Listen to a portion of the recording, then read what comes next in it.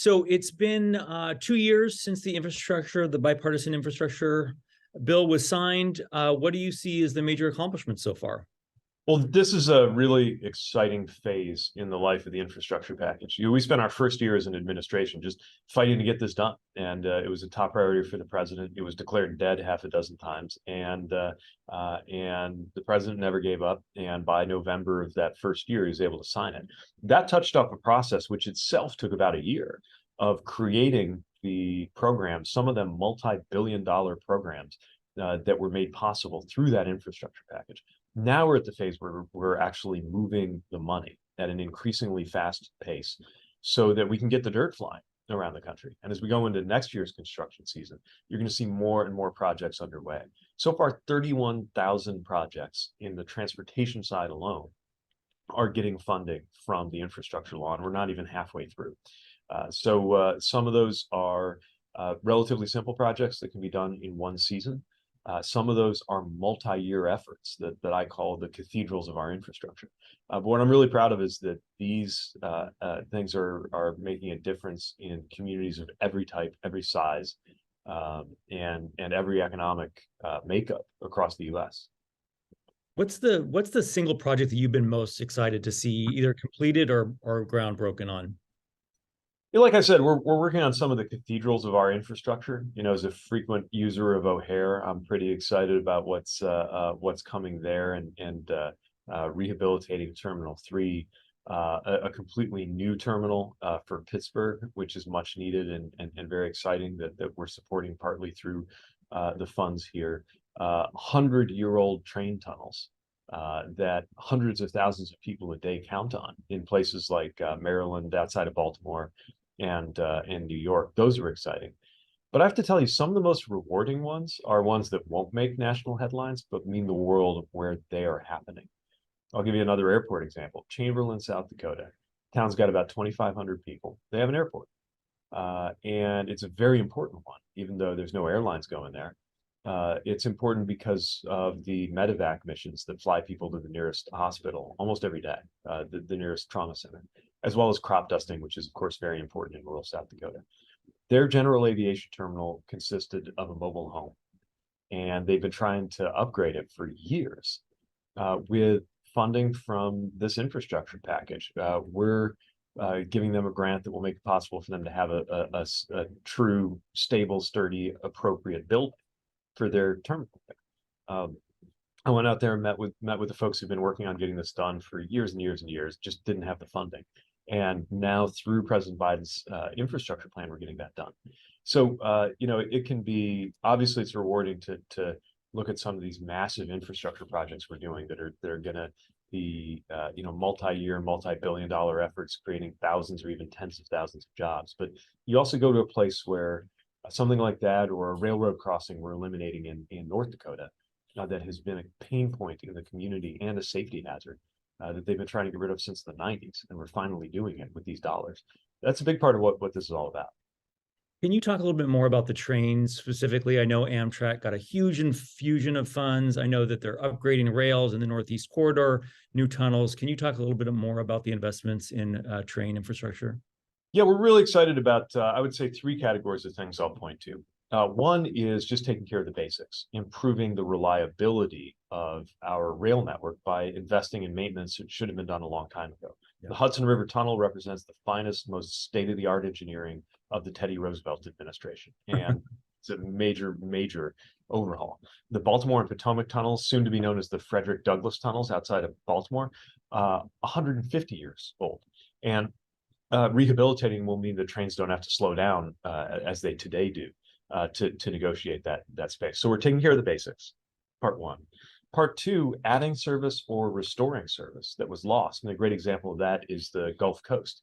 Amtrak ran along the Gulf Coast.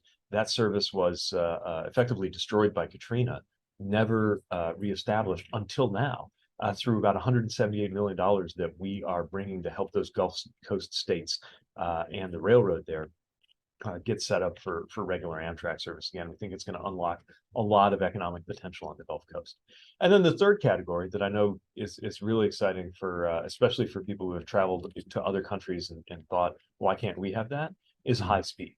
Now, the infrastructure package is just a down payment on high speed. It's not going to build everything everywhere, but we believe it with the dollars that we have in that package, we can contribute to 2 or 3 specific places in the U.S. where American travelers in this decade will be able to begin to experience a level of high speed service that the most advanced economies except us count on, and we should be able to count on it too. Uh, Speaking of service, so you and I are very familiar with the meltdowns that happened last Christmas time when it came to air travel. I know you've been working very hard behind the scenes to get things back in shape. This summer seems to have gone better for the airlines than certainly last summer. I'm just wondering how you're feeling about the months ahead, the holiday travel season, et cetera. Yeah, we've definitely seen dramatic improvements, really on 2 fronts. One is the performance itself, so people don't get stranded. And then the second is customer protection for what happens if you do get stranded. Both of those have advanced light years in the last year and a half or 2 years. The passenger protection piece and everything we've been able to do with flightrights.gov has clearly made a big difference in what you can expect when you do experience a disruption.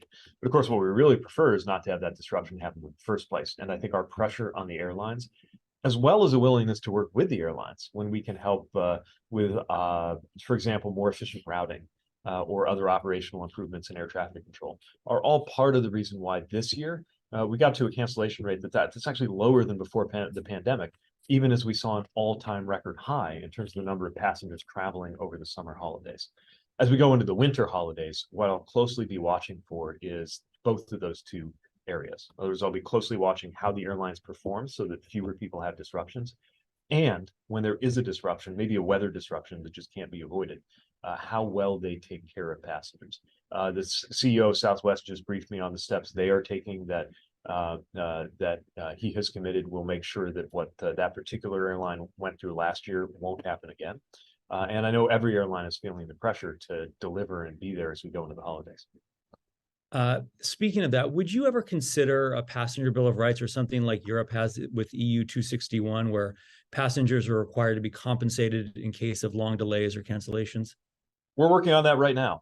We've begun the regulatory process that would make it possible to get that compensation in the case of extreme delay. Right now, there's no requirement for that. You can count on a refund in the case of a cancellation, but not necessarily in the case of a delay. It's up to the airline. And some airlines are more consistent than others in terms of how they take care of people.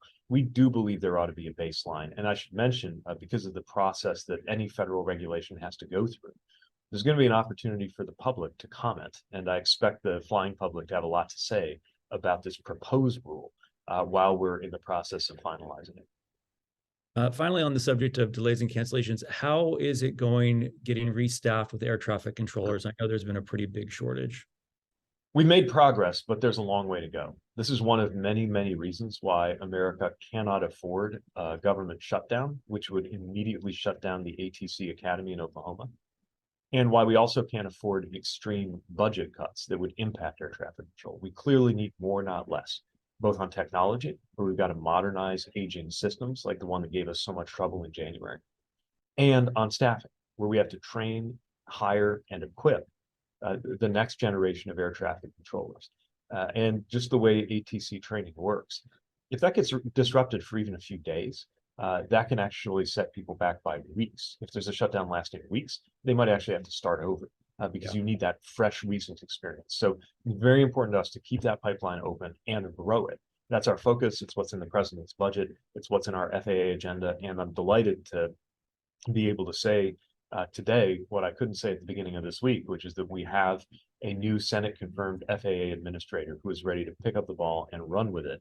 We just need to make sure we back him up with the kind of funding that FAA deserves. Yeah, we'll all be keeping a close eye on it over the holidays to see how this all pans out. Last question, more on the fun side. I know you're a frequent traveler. I'm just wondering if you have any points or miles credit cards that your family uses regularly. This is a hot topic at the dinner table. I can get in regulatory trouble if I do anything that sounds like an endorsement, so I'll keep that off the record. But yeah, like anybody else, a frequent traveler and pay attention to those things. As a policymaker, of course, we just need to make sure that anything any airline does, including its point programs, are appropriate for the marketplace and do right by passengers. Yes, please. Thank you so much for your time. Have a great one. Thank you. Take care.